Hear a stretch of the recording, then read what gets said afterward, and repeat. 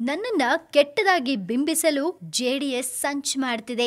ಇದು ಸುಮಲತಾ ಅಂಬರೀಶ್ ಮಾಡಿರುವಂತಹ ಗಂಭೀರ ಆರೋಪ.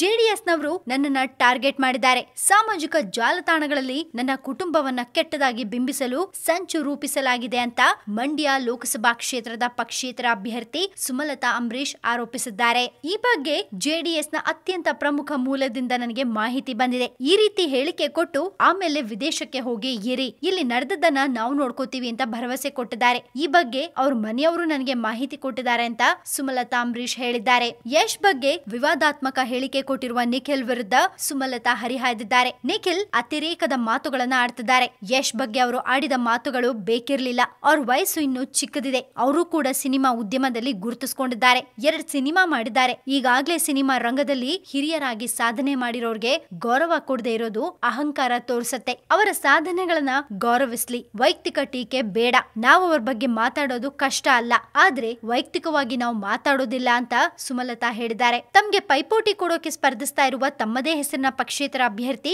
ಶ್ರೀರಂಗಪಟ್ಟಣದ ಸುಮಲತಾ ಅವರ ಮನೆಯ ಮುಂದೆನೆ ಸುಮಲತಾ ಅಂಬರೀಶ್ ಅವರು ಪ್ರಚಾರ ನಡೆಸಿದ್ರು. ಈ ಸಮಯದಲ್ಲಿ ಸುಮಲತಾ ಅವರು ನಿಖಿಲ್ ಕುಮಾರಸ್ವಾಮಿ ಅವರ ವಿರುದ್ಧ ವಾಗ್ದಾಳಿ ನಡೆಸಿದ್ದು, ಅದರ ಜೊತೆಗೆ ಜೆಡಿಎಸ್ ನವರು ಸುಮಲತಾ ಅವ್ರನ್ನ ಟಾರ್ಗೆಟ್ ಮಾಡ್ತಿದ್ದಾರೆ ಅನ್ನೋ ಒಂದು ಮಾತನ್ನ ಹೇಳಿದ್ದಾರೆ. ಇದ್ರ ಬಗ್ಗೆ ಈಗ ಕುಮಾರಸ್ವಾಮಿ ಅವರು ಏನು ಉತ್ತರ ಕೊಡ್ತಾರೆ ಅನ್ನೋದು ಕಾದ್ ನೋಡ್ಬೇಕು.